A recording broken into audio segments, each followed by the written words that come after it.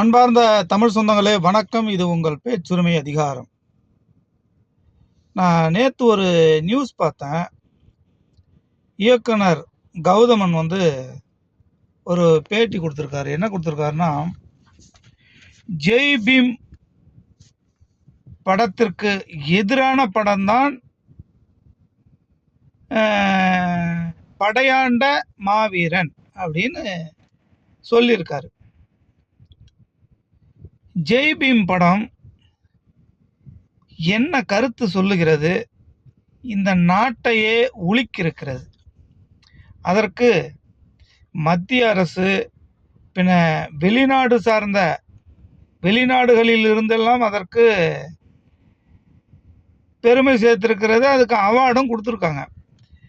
படையாண்ட மாவீரன் அப்படின்னு போட்டிருக்கீங்களே, இதுக்கு எதிரான படம் தான். இந்த கௌதமனுக்கு இயக்குனர் கௌதமனுக்கு இதே வேலை தான். இந்த சாதி புத்தி, இந்த சாதியை தோன்றது இதே வேலை தான் இந்த ஆளுக்கு. இவர் அப்புறம் பார்த்தீங்கன்னா, ஒரு ஆள் ஒரு படம் கூட தயாரிக்கல, யாருன்னு உங்களுக்கே தெரியும். அவர் அப்புறம் பார்த்தீங்கன்னா மாரஞ்சி அப்படின்னு இன்னொருத்தன் இருக்கிறான். இப்படி வச்சுக்கிட்டு இப்படி அப்படின்னுவான் அவன். அப்புறம் இந்த பிஜேபி சங்கி, இவங்க எல்லாமே ஒரே கூட்டம் தானே, சங்கி கூட்டம் தானே. அதனால் படையாண்ட வீரன் மாவீரன் வைங்க, படம் டைட்டில் வைங்க. மக்களுக்கு நல்லா இருந்தால் பிடிச்சிருந்தா ஓடும் படம், இல்லைன்னா மக்கள் பார்க்க விரும்ப மாட்டாங்க, அவ்வளோதானே. அதையே ஜெய் பீமோட கம்பேர் பண்ணுறீங்க. ஜெய் பீமில் என்ன சொன்னாங்க? காலங்காலமாக ஒரு ஆளை நீங்கள் அடிமையாகவே வச்சுருப்பீங்க, அதை எதிர்த்து கேள்வி கேட்குறாரு, அதுக்கு மக்களுக்கு விடுதலை வாங்கி தராங்க வழக்க கோர்ட்டு மூலமாக. இதை காட்டக்கூடாதா?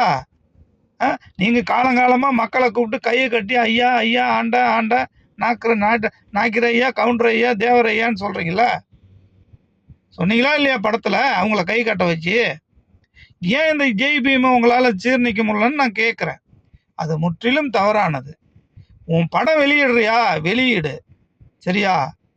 மக்கள் விரும்பினால் நல்லா ஓடட்டும், உனக்கு வாழ்த்துக்கள். அதை விட்டுட்டு ஜெய் பீம் இல்லை, இன்னும் நீ 10 படம் எடுத்தாலும் சரி, ஜெய் பீமுக்கு ஈடே ஆகாது. ஜெய் பீமை கம்பேர் பண்ணால் உன் படம் ஓடிடுன்னு சொல்கிற, அதானே உன்னுடைய கருத்து? ஜெய் பீம் படம் அப்படின்னு சொல்லிட்டீங்கன்னா